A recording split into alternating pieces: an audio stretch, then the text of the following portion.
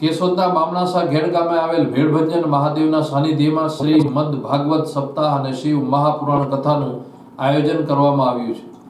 ત્યારે કથાના ત્રીજા દિવસે બ્લડ ડોનેશન કેમ્પ અને આરોગ્ય નિદાન કેમ્પ યોજાતા મોટી સંખ્યામાં લોકોએ રક્તદાન કર્યું હતું અને પોતાના આરોગ્યની તપાસ પણ કરાવી હતી। આ પ્રસંગે પોરબંદર લોકસભા ક્ષેત્રના ભાજપના ઉમેદવાર મનસુખભાઈ માંડવિયા પ્રથમ ભેળભંજન મહાદેવના દર્શન કરવા જતા બાળાઓએ કુમકુમ તિલક કરી સ્વાગત કર્યું હતું। બાદમાં રક્તદાતાઓને રૂબરૂ શુભેચ્છા પાઠવી હતી।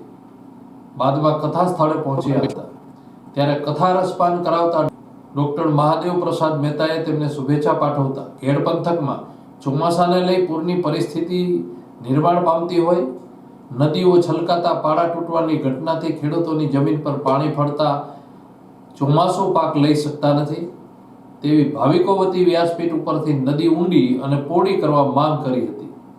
ત્યારે મનસુખભાઈ માંડવિયાએ લોકસભામાં જતા પોતે આ મુદ્દો લોકસભામાં પહોંચાડશે તેવી બાંહેધરી આપી હતી। આથી સભા સ્થળે ભાવિકોએ આ મુદ્દાને તાળીઓથી વધાવ્યો હતો। આ વિસ્તારમાં શિક્ષણવિદો પાક્યા છે, સંસ્કાર એ આ વિસ્તારની સંસ્કૃતિ છે। આ વિસ્તારના મલકના લોકો એ પોતાની કર્તવ્ય નિષ્ઠા, મહેનત, પારાયણતા માટે પ્રસિદ્ધ છે। ત્યારે એમ પણ કહ્યું કે કોઈને 2 વીઘા જમીન હોય, 5 વીઘા જમીન હોય અને આ નદીઓના પાણી ફરી વળવાથી એમાં એક પણ પાક લેવો ઘણી વખત મુશ્કેલ થઈ જાય છે।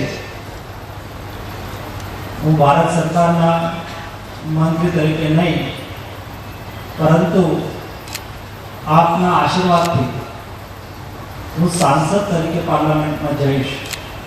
પરંતુ એટલું ચોક્કસ રીતે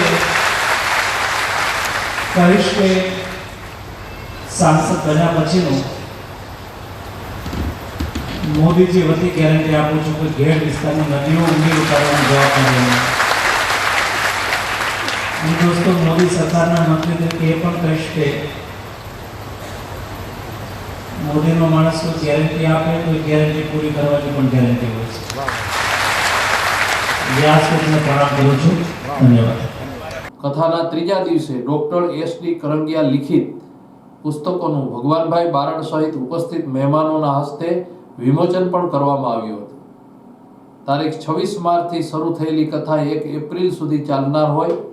દિવસ અને રાત્રિના અનેક ધાર્મિક કાર્યક્રમો યોજાશે, જેને મોટી સંખ્યામાં ભાવિકો માણી શકે તેવી આયોજકો દ્વારા વ્યવસ્થા પણ કરવામાં આવી છે।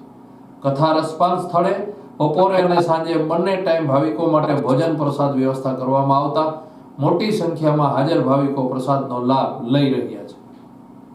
નારાયણ રામદેવ કરંગિયા મારું નામ છે, તાલુકા પંચાયત સદસ્ય છું।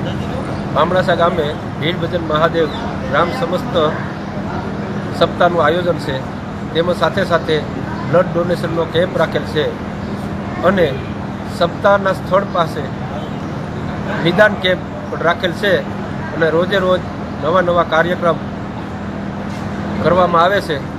તો આજે મંડળી છે રાતે અને તમામ